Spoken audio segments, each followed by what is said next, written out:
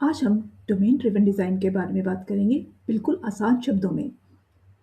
यहाँ पे हम एक सिटी का एग्ज़ाम्पल ले रहे हैं और एक बच्चे के नज़रिए से देखते हैं ये क्या है। तो यहाँ पे सिटी जो है वो हमारा डोमेन है या फिर हम कहें बिज़नेस प्रॉब्लम स्पेस है जहाँ की हमें प्रॉब्लम सॉल्व करनी है। अब सब डोमेन क्या है? सब डोमेन सिटी के डिफरेंट एरियाज़ हैं, जैसे कि स्कूल, हॉस्पिटल, प्लेग्राउंड। तो ये डिफरेंट एरियाज़ हैं। तो what it is smaller focused part of the domain. अब बात करते हैं बाउंडेड कॉन्टेक्स्ट के बारे में। अब बाउंडेड कॉन्टेक्स्ट में हर चीज़ का हर अब जैसे स्कूल में क्लास का मतलब है कौन से स्टैंडर्ड की क्लास है, जैसे फर्स्ट है, सेकंड है, थर्ड है। और उनका इवैल्यूएशन का क्राइटेरिया भी डिफरेंट होता है, जैसे कि कोई क्या कहते हैं, कोई इतने परसेंट मार्क्स लाएगा तो वो फर्स्ट आएगा, और इतने परसेंट मार्क्स लाएगा तो सेकंड आएगा। तो सब उसके रूल्स डिफरेंट है। इसी तरीके से अगर हम बात करें एक कराटे क्लास की, जिसमें उसे भी हम क्लास कहते हैं, लेकिन उसमें जो क्लास का मतलब डिफरेंट है। जैसे कि बेसिक लेवल क्लास है या एडवांस क्लास है, और वहाँ पे जो स्टूडेंट्स हैं हम उन्हें इवैल्यूएट करते हैं कि कोई किसी के पास कौन-सी बेल्ट है, येलो बेल्ट है, orange belt, green belt, black belt. तो यहाँ पे क्लास का मतलब बिल्कुल डिफरेंट हो जाता है। तो इसका मतलब ये है कि हर एरिया का अपना एक रूल बुक होता है, और इसी को हम बाउंडेड कॉन्टेक्स्ट कहते हैं। एग्रीगेट। अब हम एग्रीगेट को समझते हैं।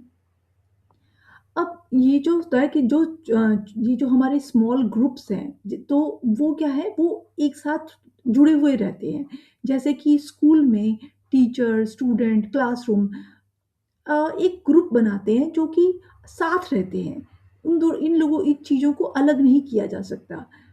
तो ये एक एग्रीगेट है, a small group of things that belong together.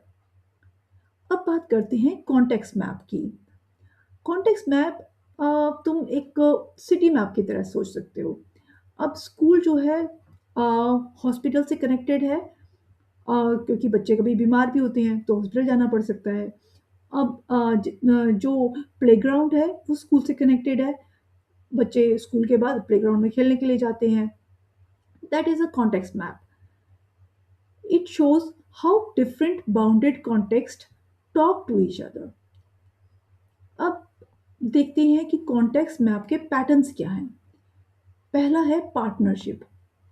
Partnership को हम कैसे समझेंगे कि जैसे दो बच्चे खेल रहे हैं, लीगोस खेल रहे हैं, और वो आपस में बात करते हैं, और किसी बात पे एग्री डिसएग्री होके और डिसीजन लेते हैं, and they work together closely. That is partnership. Both sides work closely and share decisions. अब बात करते हैं कस्टमर सप्लायर पैटर्न की। अब इसमें क्या है, सपोज एक बच्चे का मोमोज का कॉर्नर है, मोमोज बेचता है वो। तो जो बेच रहा है बच्चा वो है सप्लायर, और जो खरीद रहा है वो है कस्टमर। तो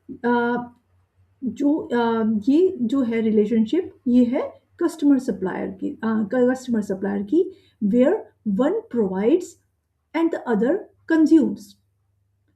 अब बात करते हैं कन्फर्मिस्ट के बारे में। अब इसमें हम एक स्कूल क्लास का एग्जांपल लेते हैं कि जिसमें टीचर ने अपने रूल्स बना रखे हैं। अब सबको रूल्स पसंद नहीं है, लेकिन उनको फॉलो करने पड़ते हैं। That is conformist. You must use someone else way without changing it.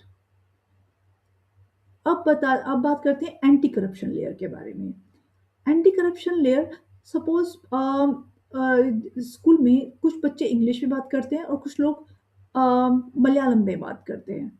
अब हर किसी को मलयालम लैंग्वेज नहीं आती है, तो यहाँ पे कुछ बच्चे जो दोनों जानते हैं, तो वो उसको कहेंगे ट्रांसलेटर।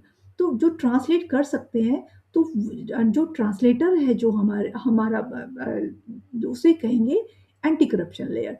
तो वो क्या करता है, एक protective layer that keeps your language clean.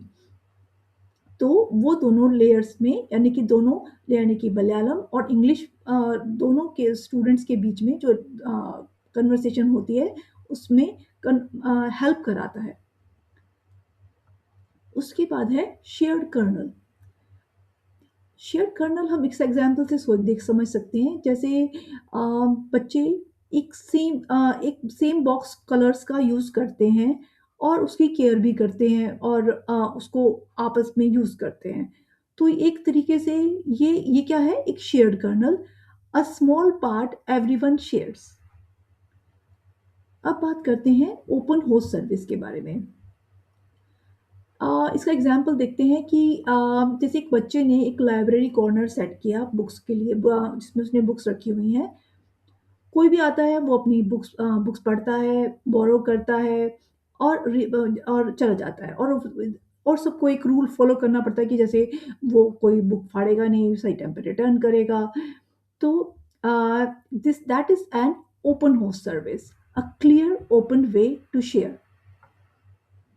अब बात करते हैं पब्लिश्ड लैंग्वेज के बारे में। पब्लिश्ड लैंग्वेज का मतलब है, हम इसको इसको इस एग्जांपल से समझ सकते हैं। जैसे बच्चे अपना कुछ सीक्रेट कोड, ग्रुप में अपना कुछ सीक्रेट कोड बना लेते हैं कि ये बोलना है, ये बोलूँ तो ये करना है। तो जो ये सीक्रेट कोड है, हम इसको पब्लिश्ड लैंग्वेज कह सकते हैं। जो भी उस ग्रुप का पार्ट होता है, वो उसको समझता है। तो everyone who wants to join the game must use the same code. तो इस तरह से हमने डोमेन ड्रिवन डिज़ाइन को आसान शब्दों में समझा।